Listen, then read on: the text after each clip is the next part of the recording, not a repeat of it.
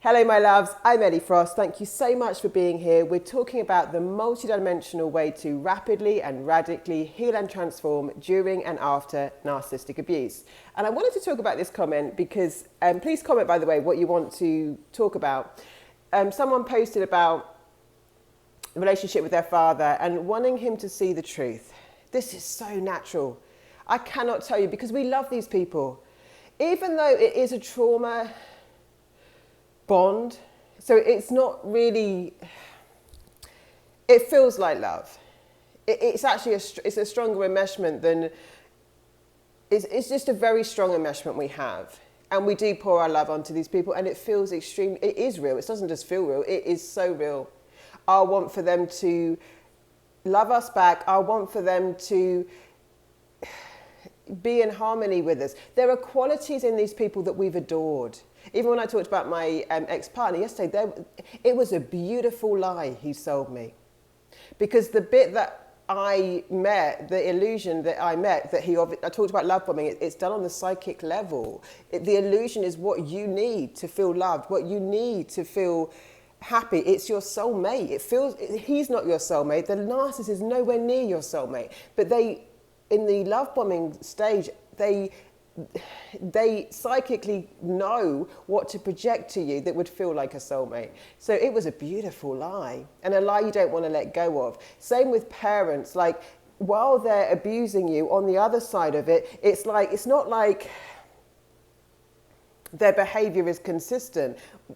They'll go into the love bombing, devaluing, discarding, love bombing, devaluing, discarding. And during the love bombing stage, you're remembering the person you love, and that person knows how to talk to you. They know how to make you feel a certain way. You love how you feel around them during those love bombing stages. They're very addictive, and at the same time, they're enmeshing with your energy field, right? Psychically. So it's like your attachment is very intense to these people. This is why this is so misunderstood.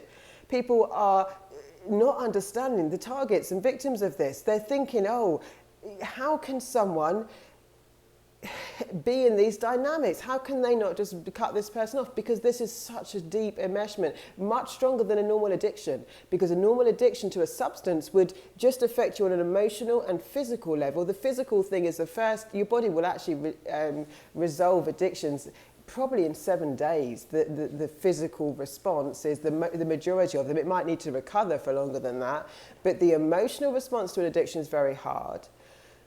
And then you've got, with a narcissist, the psychic, spiritual, and energetic enmeshment that you're dealing with. They feel like a part of you. Yeah? Because they've enmeshed with you, literally, right? So wanting them to see the truth is such a natural thing, and it comes from the fact that we love them. There's a part of us that thinks, well, if they just saw what they were doing, like another human being would want resolution and harmony with you, they would want, intimacy with you, they'd want to build a relationship with you, not treat you as something they can just extract from and use. That's why we want them to see the truth, because we believe that if they saw the truth, they could go back to being who they are in the love bomb, right? This person that they're not.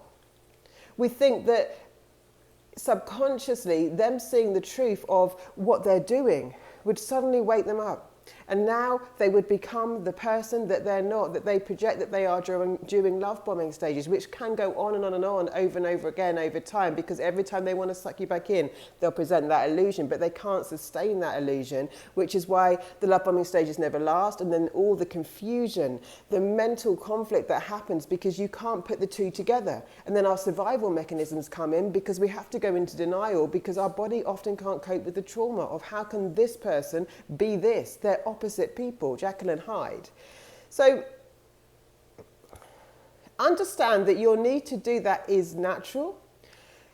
It's also not going to work here. It's just not going to work here.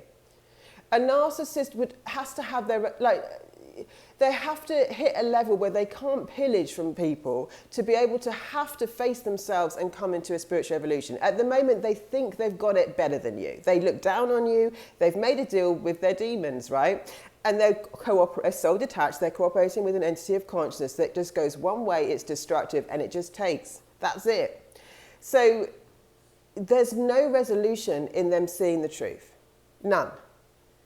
But your empathy, your gifts, your way of doing things in normal, healthy, what's normal in the world, but in healthy relationships is going to be very beneficial. So what you're not supposed to do after this, by the way, is shut down and learn how to protect yourself, learn how to be discerning, know what a narcissist is and a toxic person is, but then understand that these gifts you have, these natural desires to cause harmony, to cause resolution, to be intimate, to be authentic, to share, are not the qualities that you need to stamp out of you. These are the qualities we need more of in the world, and that's what they're trying to do. So safely, in safe environments, these are the things that are going to create the most fulfilling relationships of your life, where there's respect, there's trust, there's intimacy, there's honesty, right? You're right in how you behave. You just don't know how to use it in an appropriate way, and you're being sort of punished for the best qualities about you and the ones that we need most now on the planet. So they're cooperating with this entity of consciousness, which is, like if you think about it, even from the beginning of time, dark and light. So anything from the devil is confusion and temptation. This is very simple. If you are confused, there's something devilish going on. Anything from the light is clear clarity. Yeah? Even if an expert is confusing you, it's off. Because like people are trying to make you think that you can't, you're not intelligent enough, or they're not intelligent enough if they can't explain it to you simply. Point blank. So anytime you're in a situation with someone where you're confused, where you can see the truth, but you're being made to feel like you're crazy, that's gaslighting, is an issue. But because some of us have been literally in these schemes where with the narcissist, which are often very layered, I said to you, like my father was loved. At home, he was not the man he was outside, but could I trust myself on this? I know what he did to me. I understand that, dropping me in the hallway and kicking me isn't okay. I understand that I didn't know what the extent of the manipulation was, but I knew it was abusive. I knew he was making me feel very bad and very confused, right? But and he's also telling me I'm crazy. So confusion, not trusting myself. I'm a little girl. I mean, how can I be right? And everyone loves him. So there's something wrong with me, right? This is the biggest problem with abuse. There's something wrong with you. You're just being eroded. You're being disarmed at such a core level, so that you detach from your soul and have to just operate in this robotic way, this compliant way of what they need you to be. Never trusting yourself, never trusting the truth, never coming back into your spiritual truth. The spirituality is so important here, because from that connection, you will see the truth and cut the crap.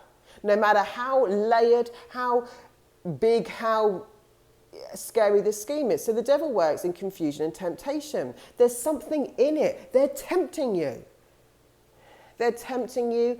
And it's not just with your wounds. Yes, your wounds and your empathy are gateways they can exploit to get what they actually want out of you. But so is whatever you might want. Look at the Me Too movement. A job is what you might want. Relief, if you're in stress, if you are in a vulnerable situation, someone to love you, some connection is what you might want. There is temptation from the devil. They know how to deliver it. Now, everyone's fighting demons sometimes, because demons of jealousy, the demons that will appeal to you every day, or not every day, depending on where you are in your ascension, but the demons will whisper in your ear, it would feel good to go and burn his car down after what he did to you. It probably would for a minute, but you're gonna have a karmic debt, and it's gonna take you away from yourself. It would feel good to be spiteful back. It would feel good. Yeah, these are the demons, right? The thing is, they've made their deal. You can't stop that. I saw, people saying, oh, the black eyes is a psychotic break. Not exactly. They choose. Narcissists, no. It is not the same as a psychotic break. It is not the same. I mean, they've put things in the idea of personality disorder that is not a personality disorder. I had a breakdown when my PTSD hit me. And I had a lot of anxiety at the time. I couldn't cope with life. Narcissists are coping with life easily because they do the same thing on repeat. They are not suffering. They fake suffering sometimes, but they are not, because it's not a mental illness. At core, it's a spiritual sickness at core. And their ability to cope with their life is exactly what they want. Now, sometimes their schemes catch up with them and they get a bit stressed, but they'll just find the next one to pillage from. And that's what's very stressful for victims. It's like, well, how are they just riding off into the sunset all the time? Oh, they can function fine. They're in the gym, they're doing their thing, they're lining up the next supply while you are having a mental breakdown. The mental illness is on you, not them, because it's not a personality disorder. It's not a psychotic break because it's voluntary. They know what they're doing. They're aware. They're given into their own demons. They've got a master. You don't want that master. And until they have an awakening, which again, they're not going to have an awakening until they have no way to utilize it and think that they're winning, which is us completely withdrawing our supply, completely withdrawing our resources, seeing for what it is, shining light, which is holy water on the demons, not giving in to your demons. And if you do, don't blame yourself. Gosh, these situations are so mucky. They do things to take you away from your soul, which is when you retaliate, reactive abuse. It's not your fault, no matter what you've done. And it's not fairly dealt with in our systems at all. There's no human beings that are trained for spiritual warfare and emotional warfare. So if you do retaliate in reactive abuse, it's a natural human thing. But now they're doing what they want to you, because what they want is to recruit you on the dark side, take you so far from your soul you become like them. So while you want them to see the truth, they are not interested in it. They know the narcissist, you know you're with a narcissist when you're completely confused the whole time. That's the realm that they dwell in. You dwell in the truth. You want the light. They don't want that. So there's no point trying to explain to your father. He doesn't care. He doesn't want the truth. He wants the scheme. He wants the lies. He wants the manipulation. He's made a deal with the dark.